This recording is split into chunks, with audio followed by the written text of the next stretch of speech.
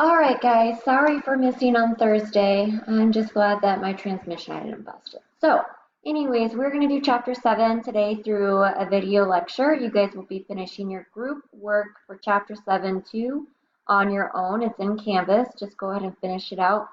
So we're going to talk about chapter 7, which is about families, parenting, divorces, punishment, and all that good stuff. So let's get started. So with your home life, we have two parent families. You have your traditional, your mom and dad, your adoptive, gay, foster, grandparent headed families. We also have one parent families, which is traditionally gay and grandparents, so just one mom, one dad, gay, grandparents, aunt, uncle. And unmarried couples, typically mother headed. So with an unmarried couple, it's usually the mom that makes all the rules and judgment calls, whereas the dad usually sits back and just takes it all in. We do have a lot of increase in unmarried couples, of course, because the stipulation of having to be married is no longer on the table. We're able to get pregnant and have babies without having all the ridicule and judgment that we did in the past. Your parenting styles. This is going to be part of your group work. I'm going to add it on there. So parenting styles. So in your groups, I want you to summarize each of the 4 different types of parenting styles. What kind of parent was yours? Think of an example of each type of parenting style from a movie, show, or book. And also, do you think you are a resilient child? Why or why not? Use the definitions and slides in your books to explain. So you guys are going to be doing this on your own. I will be adding it to your lecture 7 PowerPoint lecture and assignments. So your authoritative possible is best parent is your best possible child rearing style. This is stating that yes, we do have rules and guidelines and morals to follow, but we're also not going to like yell at you, hit you, punish you all the time if you do something incorrectly. We're going to end up working with you and kind of coming up to terms of why it happened or why you didn't have that. But it's important for children to have rules and guidelines in order to follow. Your authoritarian parents, these are like your drill sergeant parents. So these parents provide plenty of rules but rank low on child-centeredness. A lot of these children are stressed at all times. They have lack of confidence because they're unable to make their own decisions. We have your permissive parents. So these parents just kind of, it's a free-for-all. You have little to no moral judgment calls. You don't have any rules or regulations. Your child usually sets the stage of how they're going to be raised, and they don't normally listen or follow rules from adults. You have your rejecting and neglecting parents. So this is in which provide little to no discipline, little nurturing or love. So your permissive parents, you normally have love and affection. These guys, they don't have any love or affection at all. It's just pretty much they're raising themselves. So resilient children. So these children are capable of having superior emotional regulations, outgoing personalities, special talents, high self-efficiency, warm, loving relationships. So there's someone that they can call or hug onto if something's wrong. And they have good genes. So they're easy temperament babies, superior intellectual and social skills. So when it comes to children being resilient, it's the fact that they can go to school or they can go to daycare or they can go to their friend's house and not be super upset because mom and dad left them. They're able to go out and meet new friends and not be scared of, what people are going to think about them or judge them. These kids normally are able to do at least one thing that they're solid at. So like McKenna's really good at gymnastics. My nephews are really good at football. They have a very optimistic worldview, so they're very happy all the time. They have strong faith and self-meaning. So it's very important that we raise our children to be resilient in order to take the impact of this harsh world around them. With our punishments, I personally do not believe in punishments, physical punishment, I should say. My personal thoughts and beliefs are that we can accomplish the same thing without spanking the kids. I mean, I've spanked McKenna, maybe twice in 6 years that she's been on this world, and then Reese once because Reese hit McKenna with a rock in the head, so I smacked her on the butt. McKenna pushed her sister off of the couch when Reese was a newborn because she didn't want her in her spot, so I spanked her at that point too. But I think a lot of times with spanking, it's a very rash decision because we're heated in the moment and we just quick So 24 nations have laws banning child corporal punishment. In the United States, most believe spanking is acceptable. So illegal at daycares, of course, and preschools. If someone hit my kid, I would be hitting them. 1 in 10 parents admit to often spanking. More common is timeout or removable privileges. I take my girls' tablets away or certain toys away from them or not letting them go to gymnastics, and that is like torture to them in order for me to take away their gymnastics. I'm not totally opposed to spanking. Some children out there are, that's the only method in order to snap them out of what they're doing at the moment. But there are other ways, more successful ways of coming up with removing a behavior to increase the positive behavior rather than physical punishment. So some stress that physical punishment is never appropriate, so never lay a hand on a child. Others stress that mild spanking is not detrimental. So if you spank once in a blue moon, that's one thing. But if you're spanking every single day, then obviously we need to come up with a better judgment call or different punishment in order to make your child understand what they're doing is wrong and that they need to adjust their behavior. Sometimes spanking is not necessarily done in the correct way. So guidelines just to consider when it comes to spanking is never hit an infant, obviously. Please never hit a mushy baby. When physical punishment is used, the action should be accompanied by a verbal explanation. At times, parents are so heated that we spank our kids and like, go to your room. And then we're like, oh man, do they even know why they're in trouble? And most of the time, they're just like shocked because of the event that just happened. So you need to go talk to your children and speak to them and let them know what they've done was wrong and why they were spanked.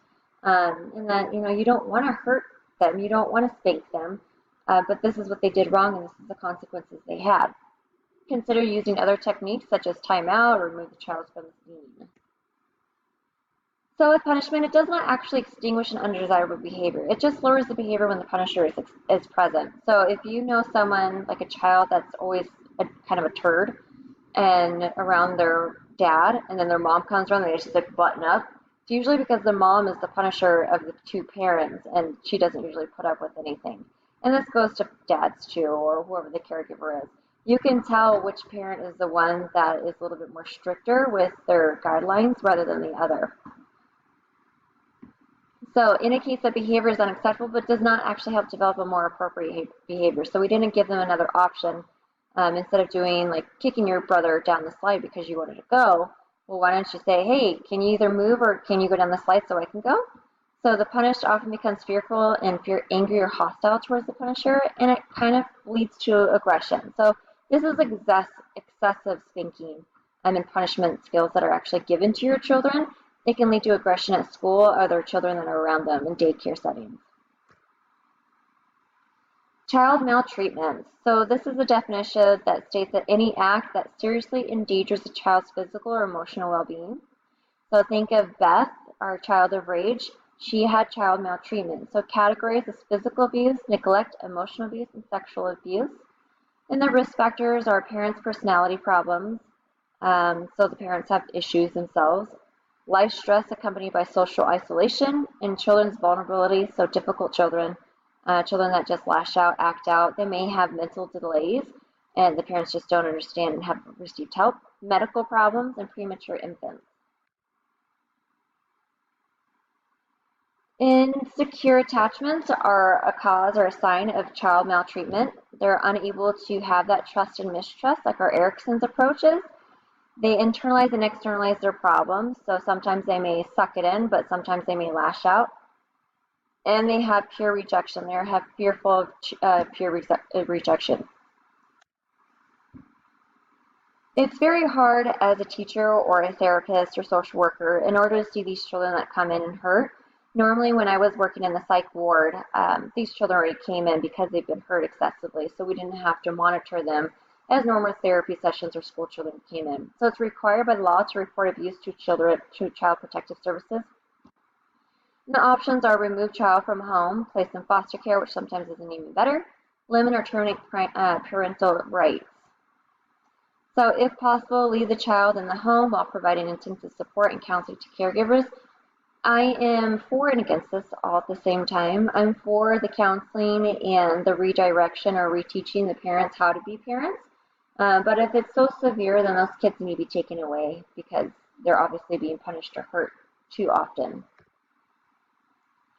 This is on your group work as well. This is going to be one of the questions that you're going to have to ask. So how can a divorce impact a child? In a negative way and also in a positive way. There are some positive aspects to that. What are the things surrounding divorce that can lead to positive and negative outcomes? And give an example of a good divorce and a bad divorce and how each can impact a child. With your divorcees. So children of divorce are more at risk of academic, social, and mental difficulties because at this point they have to go to two different households, bounce back and forth, and maybe mom's house or dad's house is a little bit stricter, but then when they go to the other parent's house, they can do whatever they want. It's a free-for-all. So, but the relationship of parents following divorce, if it's healthier, can compensate for effects of their divorce. So if there's constantly a battle inside the household, constantly aggression, fighting, crying, our children can feel this and they feed off of it, and they're not going to do well academically at all because they might be too stressed or too tired or they become depressed.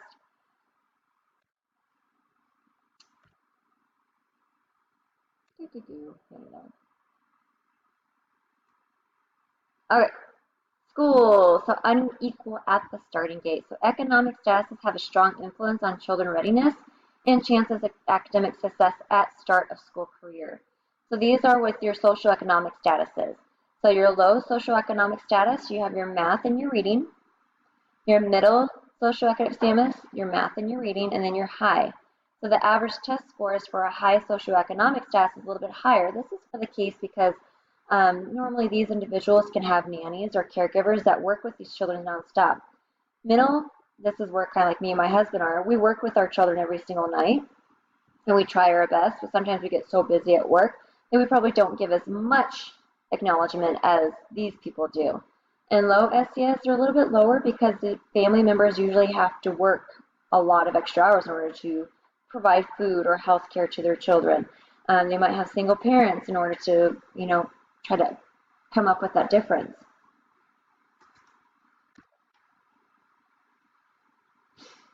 I think I have you guys taking an intelligence test. Oh, I do. Okay, so I think that's on your discussion post.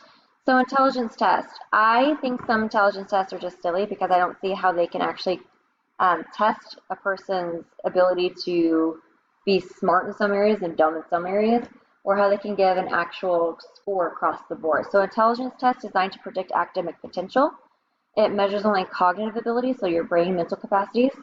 Your achievement tests are given to a group of children, measures knowledge of various subjects. So your achievement test we do at school, so this is like your chapter test that we give. Your WISC is your standard intelligence test used, so verbal skills, performance skills, and variety of subtests are involved with that one. This is going to be a discussion post, I believe. You're going to take an intelligence test. What does it mean to you? Do you believe it's correct? And summarize Gardner's intelligence and list one that you think you're high on.